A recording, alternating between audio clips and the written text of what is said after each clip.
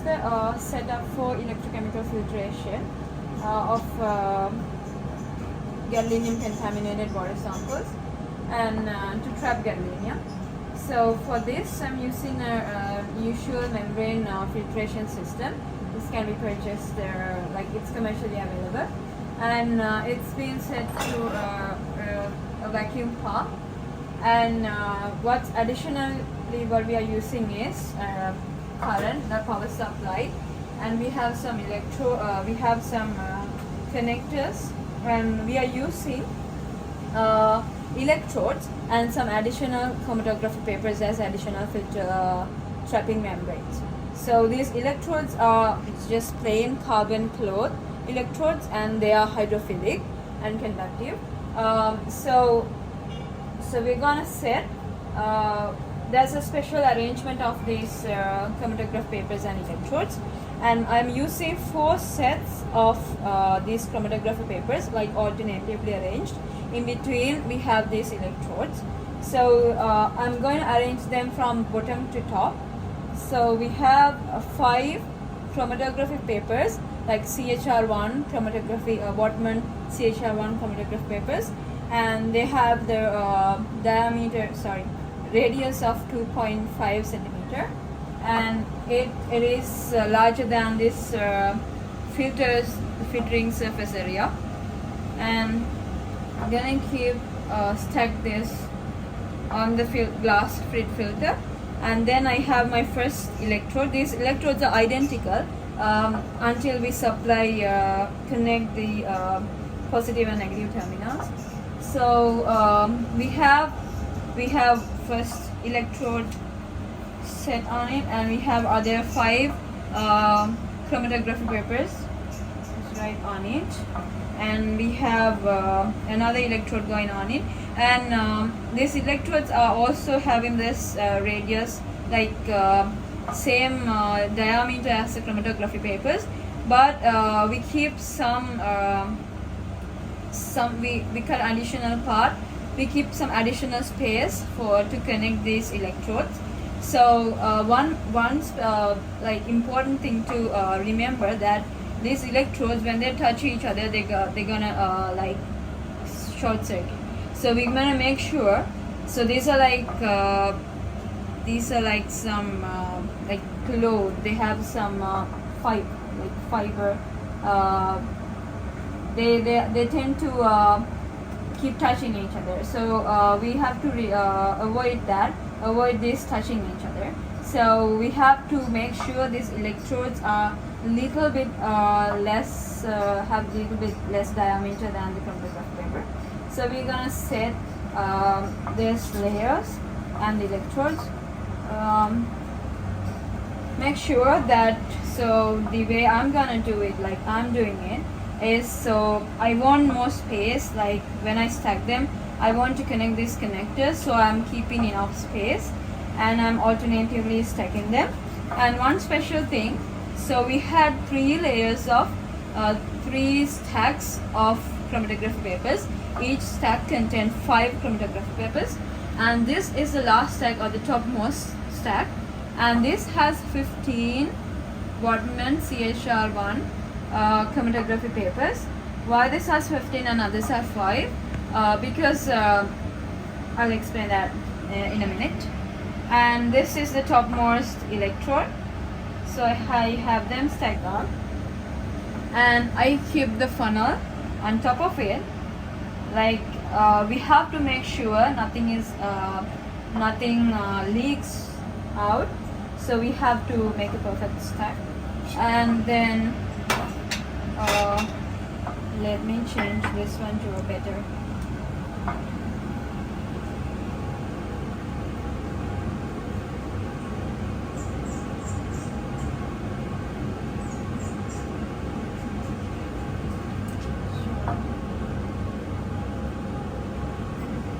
So keep the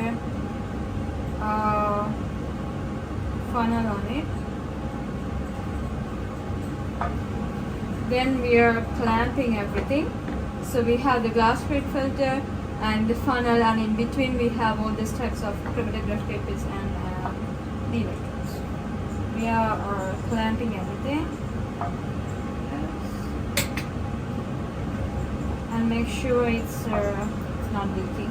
So you have to check that when we insert the socket. So now the next step is connecting the electrodes.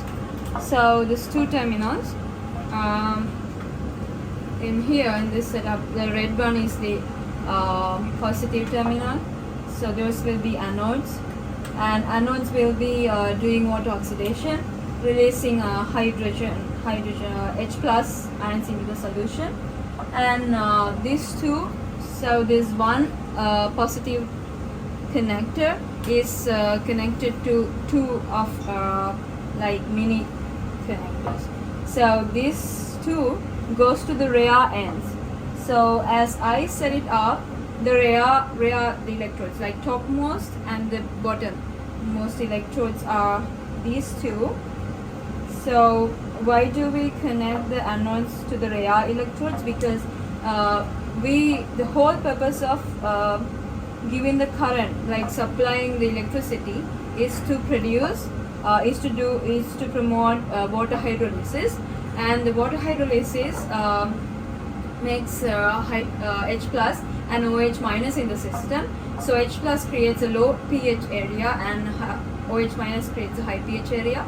So we want this low pH area to be created at the two rear ends in the system. So like for an example, in the topmost area, so in like near to this topmost electrode, like the anode 1 we say, I have indicated that as anode 1 in my presentation. So this anode 1 is going to generate hydrogen plus. So when we insert the solution into the funnel, it becomes in contact with the anode 1, and we have in this solution we have the contrast agent, which is a metal ligand complex, gadolinium ligand complex. So this gadolinium ligand complex is sensitive to pH, and it gets dissociated in the low pH. So that's why we have a low pH in the rear electrodes, like anode 1. So, and also we want to trap, so now gadolinium is being separated from the complex, and we want to trap gadolinium, or we want gadolinium to be precipitated as gadolinium hydroxide in the system. So that's why in the middle we have high pH. We want high pH to environment to be created. So for that, we what is creating this high pH environment is hydroxyl ions produced by water reduction. To water reduction to be done, we want these negative terminals to be connected. So these two become cathodes in the middle. So that's why that's how our high pH environment is being created. So low pH at the ends and high pH in the middle. So now we're going to insert solution. So what I do like usually is, so it should not be a usual like conventional vacuum filtration system. So what I do usually, I add a few drops of water and I turn on the power supply. So turn on the power supply. So then it creates, like in the aqueous medium with water added before the metal complex, it creates it starts water hydrolysis. So it doesn't become a usual like conventional membrane filtration system. So if you don't supply the current, it will just flow through the system with the pressure difference. So we need electricity to be there from the beginning. So we just start supplying the current before we insert the solution. And I have 100 milliliters of magni-waste. This is 50 millimolar magni-waste in real urine matrix. Magni-waste is a linear gadolinium-based contrast agent, and it dissociates in low pH. So before I add that, okay, I will that. So I'm going to add the solution, and so before usually when I'm taking measurements, so this is the initial. This has the initial gadolinium concentration. I take some sample out to measure the initial amount of gadolinium I have, and then I insert the solution to the funnel. So make sure you get some sample out, some milliliters out, to measure the initial concentration of gadolinium. And now you can see that it goes through the system and it generates some current. So here for our experiments we are using only 5 volts, and then we apply pressure, then it's gonna flow with the pressure difference. Then something else I need to show, this so it's like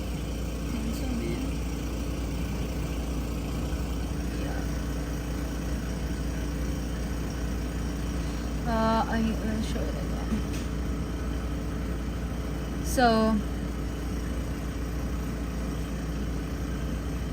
So this is a like in-house the software came with this particular power supply, and it measures the current change in the system, current and voltage change in the system with time. So if we want to have an idea of the current change and the voltage change in the system, we can use this kind of chronoamperometry like analysis to see how the voltage and the current changes in the system. So this says so the voltage is 5 now, and the current is, we have to zoom in to see.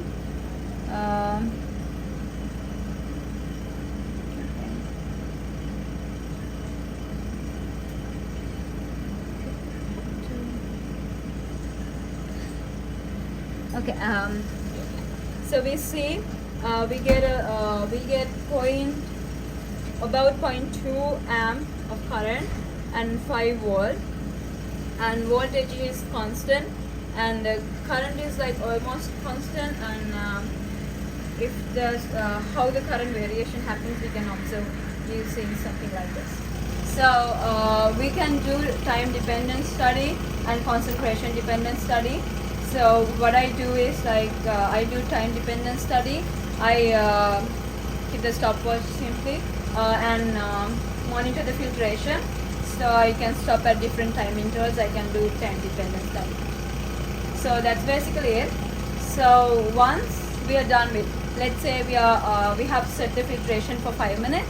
So once you are done, so I will first turn off the pressure, like the pump, and then turn off the power supply. If you're using a software like connected to it, we can save the readings first and then turn off.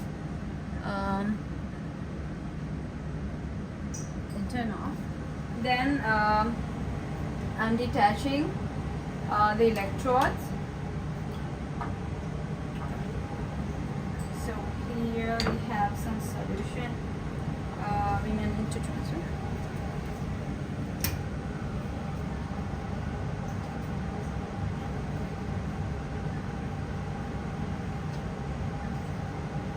So leftover solution.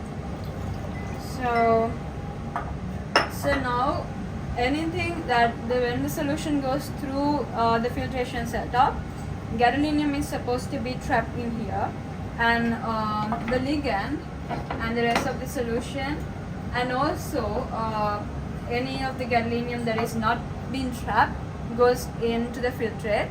So what we do usually is we take some sample out from the filtrate and we measure the concentration here, and initially we measured the initial concentration of gadolinium, and we can get an idea like roughly how much will be trapped in here, and we use ICP-MS. I'll do another video to record how I built the method, ICP-MS method, for to analyze gadolinium. And now we have this glass filter, and we have a stack of filter membranes. So gadolinium is supposed to be trapped in both of these filters, the glass filter and also this majorly in this stack of filter membranes. So how we study the amount of gadolinium trapped in here, like we use this stack of filter membranes basically three kinds of studies. So first, before that I'll say, so most of the gadolinium is supposed to be trapped in here, but some of the gadolinium can be trapped in here. So what I do is I dip this filter in a solution of in an acidic solution, in a solution containing nitric acid and also hydrogen peroxide, and dip this in there and analyze that too, so we can get an idea how much of gadolinium is trapped in here. But it is supposed to be trapped majorly in this type of filter membranes. So then this set of filter membranes, so we can come here, and one study we do, we can, so there's a pH gradient created within the system when we supply electricity. Like I said before, because of the water oxidation and reduction, there's a pH gradient created. So we can get, right after we disconnect the current, if we do something like that, we can get an idea. The purpose of this is to get an idea, rough idea about the pH gradient that we have inside the system. So we're gonna lay out all the filter membranes like this, and we just need these filter papers, like the chromatograph papers, and we are using this universal indicator solution, and this is kind of like preliminary test, like a qualitative analysis. We're gonna use this solution, and I'm gonna use some sponges, like to get a rough idea. Like I'm gonna dip the sponges in the universal indicator solution, and like press it against this filter membrane. So depending on the pH that it has, right after the filtration, it will show the color. And this is supposed to show an acidic color, like red yellowish color, because near to the anode one, it has an acidic environment because of the hydrogen plus generated. And I'm not gonna use the same sponge to like do all the membranes, because it can create cross contamination. So I have each, like one sponge for each membrane. Like I have 30 filter membranes, so I have 26 filter chromatography papers. So I am using 26 sponges. So that's a qualitative analysis. And another thing we do, if we wanna get a semi-quantitative analysis of the gadolinium distribution among the filter membranes, we can do XRF. So that's also semi-quantitative. I have results in my presentation. So for the XRF, we are preparing samples like this. So this is something like this. This is the electrode, and I'm cutting like 1 centimeter. I'm cutting circles of 1 centimeter diameter, like cutting 4 replicates of each, and I'm placing in this between these polythene membranes, and that's how we prepare samples for XRF. So we have 4 replicates for each electrode, and we can do the same for each filter membrane. So by studying that, we can get a quantity, like semi-quantitative idea, like the result, how intense the gadolinium signal coming from each electrode and each filter membrane. So usually, electrodes itself, they have the highest intensity of gadolinium. We can see in my presentations. So because electrodes produce hydrogen plus and hydroxide ions, so they have this dramatic, like sudden change of pH on electrode. So their gadolinium is precipitated more when you have the sudden change of pH. So then another thing we do, so the true recyclable, true amount of trapped gadolinium, we can analyze by burning this set of filter membranes. So we use the furnace, and we use crucibles like this. And we keep the whole set of the filter membranes, including the electrodes, and we close it with a lid, and we insert that in the furnace and burn it. And I have the temperature program in my presentations.